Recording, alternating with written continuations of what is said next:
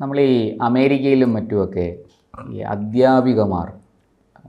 അധ്യാപകന്മാർ വിദ്യാർത്ഥികളെ പീഡിപ്പിച്ച, ലൈംഗികമായി പോലും പീഡിപ്പിച്ച ധാരാളം സംഭവങ്ങൾ കേൾക്കാറുണ്ട്.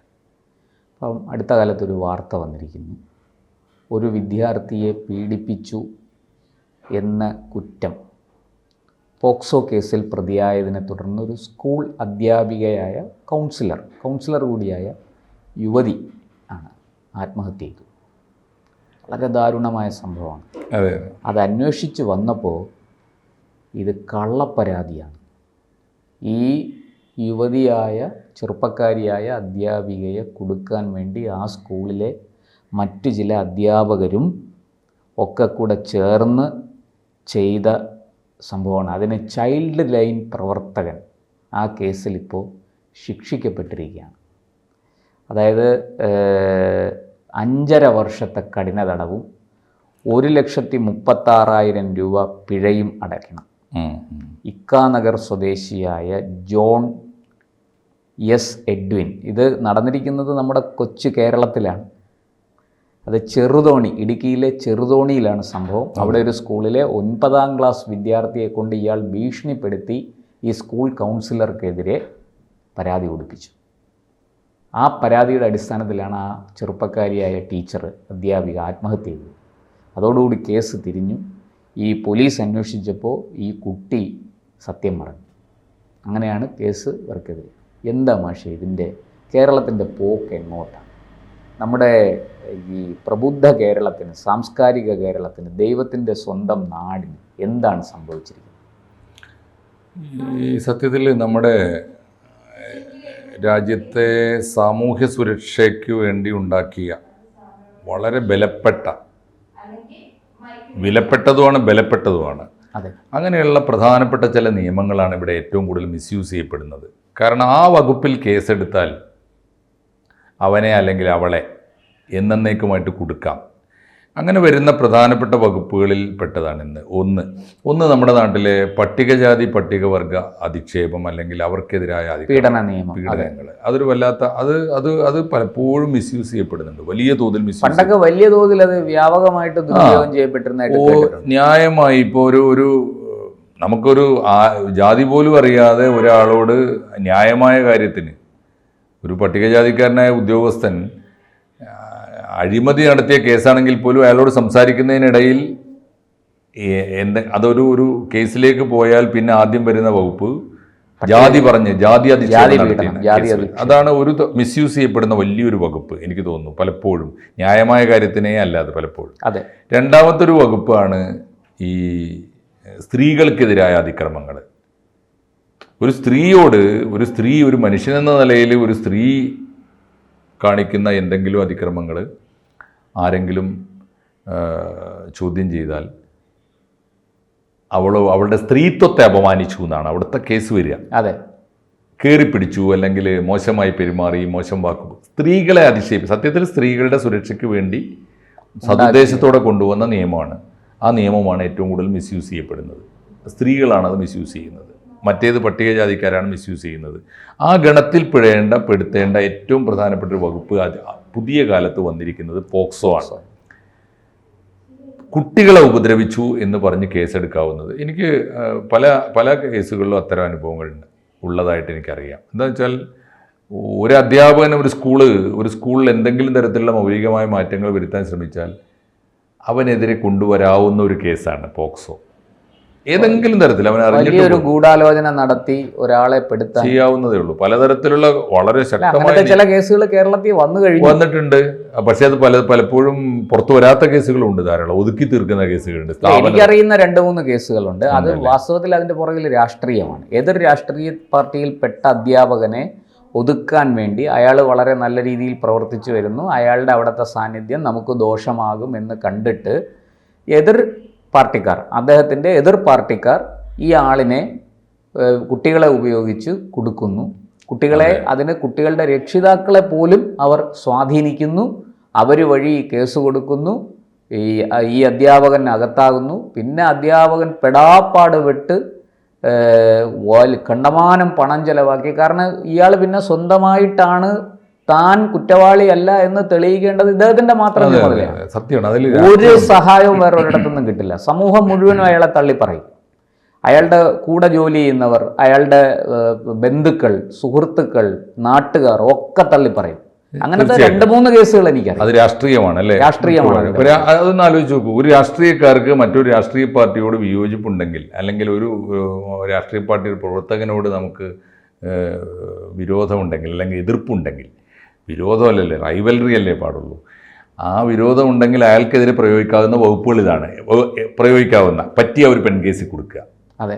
ഇനി പെൺകേസിൽ തന്നെ പറ്റുമെങ്കിൽ ഒരു മൈനറിനെ കൊടുക്കുക. അതെ, പോക്സോ ആയി കഴിഞ്ഞാൽ വലിയ. ഇനി അതുമല്ലെങ്കിൽ ഒരു പട്ടികജാതി അതിക്രമ കേസിൽപ്പെടുത്തുക, ജാതി വിളിച്ച് അധിക്ഷേപിച്ച കേസിൽപ്പെടുത്തുക. ഈ തട്ടിപ്പാണ്. ഇതാണ് ഇപ്പൊ ഈ ജാമ്യം കിട്ടില്ല. 90 ദിവസം ഏറ്റവും കുറഞ്ഞതകത്ത് കിടക്കും. അത് വലിയ പണി കൊടുക്കുക എന്ന് പറയില്ലേ, വളരെ ക്രൂരമാണ്. ക്രൂരമാണ്. ഇവിടെയും അങ്ങനെയാണ് സംഭവിച്ചിരിക്കുന്നത്. ഇപ്പൊ ചെറുതോണിയിൽ സംഭവിച്ചിരിക്കുന്നത് ഞെട്ടിക്കുന്ന ഒരു കാര്യം കൂടിയാണ്. അതായത് എനിക്ക് തോന്നുന്നത് ഇതിന്റെ ബേസിക്കായ ഇഷ്യൂ, ചൈൽഡ് ലൈനിൽ വർക്ക് ചെയ്യുന്ന ഒരാൾക്ക്, ഒരു സ്കൂളിലെ അധ്യാപികയായി പ്രവർത്തിക്കുന്ന ഒരു കൗൺസിലറോട് എന്തോ പക തോന്നുന്നു. ആ പകയുടെ അടിസ്ഥാനം എന്താണെന്ന് കേസിൽ വ്യക്തമല്ല. അതൊന്നും വ്യക്തമല്ല. മാത്രമല്ല ആ കേസ് അവരുടെ ഡീറ്റെയിൽസ് ഒന്നും പറയാനും പാടില്ല. സ്ത്രീയാണല്ലോ. അവർ ആത്മഹത്യ ചെയ്തു. അപ്പോൾ എന്തായിരിക്കും ഇതിന്റെ പക? ഒരു പക്ഷേ അവർ സ്ത്രീയാണ്, ചൈൽഡ് ലൈനുമായിട്ട് കൗൺസിലറാണ്, ചൈൽഡ് ലൈനുമായിട്ട് എപ്പോഴും ബന്ധപ്പെടേണ്ടി വരുന്ന ഒരാളാണ്.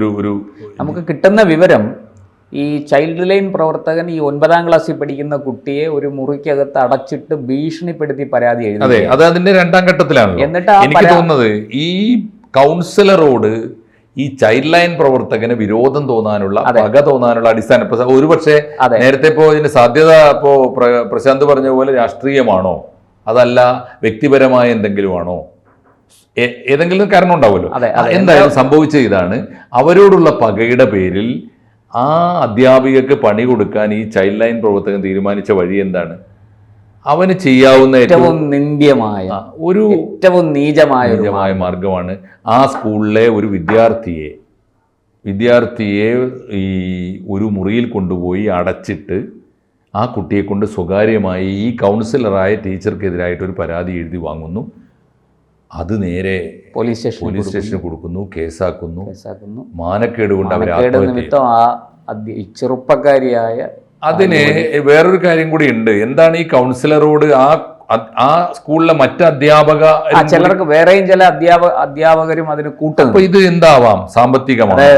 പക്ഷെ അതിനകത്ത് എടുത്തു പറയേണ്ടത്, അധ്യാപകർ എന്ന് പറയുമ്പോൾ അതിനകത്ത് അധ്യാപികമാരും ഉണ്ടാവുമല്ലോ. അധ്യാപികമാരും ഉണ്ടാവും. അപ്പൊ അവർ അധ്യാപികമാരും അധ്യാപകരും ചേർന്ന്, സ്ത്രീകളും പുരുഷന്മാരും ചേർന്നിട്ട് സംഭവം പുറത്തറിഞ്ഞ ഉടനെ തന്നെ ഈ കൗൺസിലർ ആത്മഹത്യ ചെയ്തു. പിന്നീട് പോലീസ് വന്ന് ഈ കുട്ടിയുടെ മൊഴി എടുക്കുമ്പോഴാണ് കുട്ടിയെ വിശദമായിട്ട് കുട്ടിയോട് സംസാരിച്ച്. ഇപ്പോൾ പോലീസിന് ഈ കുട്ടിയെ ചോദ്യം ചെയ്യാൻ പറ്റില്ല, പകരം വേറൊരു കൗൺസിലറെ വെച്ച്, കാരണം കുട്ടി മൈനറാണ്, കുട്ടിയോട് സംസാരിക്കുന്നതിനും കുട്ടിയുടെ മൊഴി എടുക്കുന്നതിനും ഒക്കെ ചില രീതികളുണ്ട്. അപ്പോൾ വീട്ടുകാരുടെ സാന്നിധ്യം വേണം, മുതിർന്ന ആൾക്കാരുണ്ടാകണം, വളരെ ഈ കുട്ടിയെ ഹർട്ട് ചെയ്യുന്ന ഒരു ചോദ്യവും പോലീസ് ചോദിക്കാൻ പാടില്ല. അങ്ങനെ പോലീസ് വളരെ തന്ത്രപരമായി, നയപരമായി ഈ കുട്ടിയുടെ അടുത്ത് കാര്യങ്ങൾ ചോദിച്ച് മനസ്സിലായി. പോലീസ് വളരെ കൃത്യമായിട്ട് അന്വേഷിച്ചു ആ കാര്യത്തിൽ. അങ്ങനെ അന്വേഷിച്ചപ്പോഴാണ് കുട്ടി പറയുന്നത്, എന്നെ ഒരു മുറിക്കകത്ത് അടച്ചിട്ടിട്ട് ഭീഷണിപ്പെടുത്തി എന്നെ കൊണ്ട് ഈ പരാതി എഴുതിച്ചതാണ് എന്ന്. അപ്പോൾ പോലീസ് അയാളെ അറസ്റ്റ് ചെയ്തു. ഈ മൂന്നാർ പോലീസാണ് ഈ കേസ് അന്വേഷിച്ചത്. എന്തായാലും നിഷ്ഠൂരമാണ് ആ കേസ്. വല്ലാത്തൊരു കേസാണ്. 2020 തോന്നുന്നു സംഭവം. ഇപ്പോൾ അല്ലേ 4 കൊല്ലമായി. 4 കൊല്ലം കഴിഞ്ഞപ്പോഴെങ്കിലും വിധി വന്നിരിക്കുന്നു. ഇനിയിപ്പോ സ്വാഭാവികമായിട്ട് ഇത്തരം ദുഷ്ടന്മാരും ആയ ആളുകൾ അപ്പീൽ പോവും. എന്താവും ഏതെങ്കിലുമൊക്കെ വിധത്തിൽ രക്ഷപ്പെടും. പക്ഷേ ഇത് കേരളത്തിൽ പൊതുവെ നമ്മൾ ആലോചിക്കേണ്ട ഒരു സംഗതിയാണ്. കേരളത്തിന്റെ മാനസിക ആരോഗ്യം, മലയാളിയുടെ മാനസിക ആരോഗ്യം എവിടെ ചെന്ന് നിൽക്കുന്നു? അതെ. അപ്പോൾ അങ്ങനെയാണെങ്കിൽ 2 ഡോക്ടർമാർ തമ്മിൽ പ്രൊഫഷണൽ ജലസി ഉണ്ടെങ്കിൽ ഒരു ഡോക്ടർ ചികിത്സിക്കുന്ന രോഗിയെ ഏതെങ്കിലും വിധത്തിൽ മറ്റേ ഡോക്ടർ അപകടപ്പെടുത്തും അവസ്ഥയിലേക്കല്ലേ ഇത് പോകും? അപകടപ്പെടുത്തും, കൊലപ്പെടുത്താം, എന്നിട്ട് അദ്ദേഹത്തെ കൊലക്കുറ്റത്തിന് ശിക്ഷിക്കാം, എന്തും സംഭവിക്കാം. അപ്പോൾ ഇവിടെ മാഷെ ഇത് അതൊരു ചൈൽഡ് ലൈൻ പ്രവർത്തകൻ അത് ചെയ്യുമ്പോൾ, നമ്മളീ പറഞ്ഞ പോലെ സാമൂഹ്യ സുരക്ഷയുടെ ഉത്തരവാദിത്വം ഏറ്റെടുത്ത് പ്രവർത്തിക്കുന്ന ഒരാൾ തന്നെ അത് അട്ടിമറിക്കുന്നു എന്നുള്ളതാണ്. അതാണ് ഒന്ന്. മാത്രമല്ല, ഈ ഒരു കുറ്റം, തനിക്കൊരു മോശം അനുഭവം എവിടെന്നെങ്കിലും ഉണ്ടായാൽ അത് പുറത്തു പറയാൻ ധൈര്യമില്ലാത്ത അല്ലെങ്കിൽ ശക്തിയില്ലാത്ത ശേഷിയില്ലാത്ത പാവങ്ങളായ കുട്ടികളുടെ രക്ഷയ്ക്ക് വേണ്ടി ഉണ്ടാക്കിയതാണ് ചൈൽഡ് ലൈൻ. അതെ അതെ. എല്ലാ സ്കൂളിന്റെ ചുമരിലും ചൈൽഡ് ലൈനിന്റെ നമ്പറും 1098 നമ്പർ, ഞങ്ങളൊക്കെ അത് എന്നും ഉപയോഗിക്കുന്നത് 1098 എഴുതി വെച്ചിട്ടുണ്ട്. ചൈൽഡ് ലൈനാണ് അവർ വന്ന് സഹായിക്കുന്ന. അങ്ങനെ സഹായിക്കുന്നവനാണ് സത്യത്തിൽ ഇപ്പോൾ ചെയ്തിരിക്കുന്നത്. ഒരു കുട്ടിയെ വിളിച്ചു വരുത്തി സ്വകാര്യമായി ഇല്ലാത്ത പരാതി എഴുതി വാങ്ങിയിട്ട് ആ സ്കൂളിലൊരു അധ്യാപികയെ ഒരു പക്ഷേ തെളിവെടുപ്പ് നടത്തിയപ്പോൾ മറ്റ് അധ്യാപകരും കൂട്ടുനിന്നിട്ടുണ്ടാവാം. അതിന്റെ അടിസ്ഥാന താല്പര്യം എന്തായിരുന്നു എന്നിപ്പോൾ ചെറുതോണിക്കാർക്കേ അറിയുള്ളൂ, നമുക്കറിയില്ല. അതിന്റെ വിശദാംശങ്ങൾ വന്നിട്ടില്ല. വ്യാജ പരാതിയാണെന്ന് തെളിഞ്ഞു, കോടതി ശിക്ഷിച്ചു. അറിയാൻ വല്ല സാധ്യതയുണ്ടെങ്കിൽ നമുക്കൊരു സ്റ്റോറി കൂടി പിന്നീട് അതുമായിട്ട് ബന്ധപ്പെട്ട വിവരങ്ങൾ നോക്കാം. ഇപ്പോൾ എന്തായാലും നമ്മൾ ഊന്നി പറയുന്ന കാര്യം ഇത്രയേ ഉള്ളൂ. ഒരു സാധാരണ മനുഷ്യൻ ആലോചിക്കാൻ പോലും പാടില്ലാത്ത കുറ്റകൃത്യമാണ് ഒന്ന്. രണ്ടാമത്തെ ഒരു കാര്യം, നമ്മുടെ നാട്ടിലെ ഏറ്റവും ദുർബല വിഭാഗങ്ങൾക്ക് വേണ്ടി സാമൂഹ്യമായ പുരോഗതിക്കും നീതിക്കും വേണ്ടി കൊണ്ടുവന്ന ഈ അതിശക്തമായ 3 നിയമങ്ങളാണ് കേരളത്തിൽ ഏറ്റവും കൂടുതൽ മിസ്യൂസ് ചെയ്യുന്നത്, ദുരുപയോഗപ്പെടുത്തപ്പെടുന്നത്. ഈ മനുഷ്യന്റെ മാനസിക നില വളരെ പറയാനുള്ളൂ. എന്തായാലും ഇങ്ങനെയൊന്നും ഇനി കൂടുതൽ സംഭവിക്കാതിരിക്കട്ടെ, നമുക്ക് അങ്ങനെ ആഗ്രഹിക്കാമെന്ന് മാത്രമേ ഉള്ളൂ. ഓക്കെ, തീർച്ചയായിട്ടും.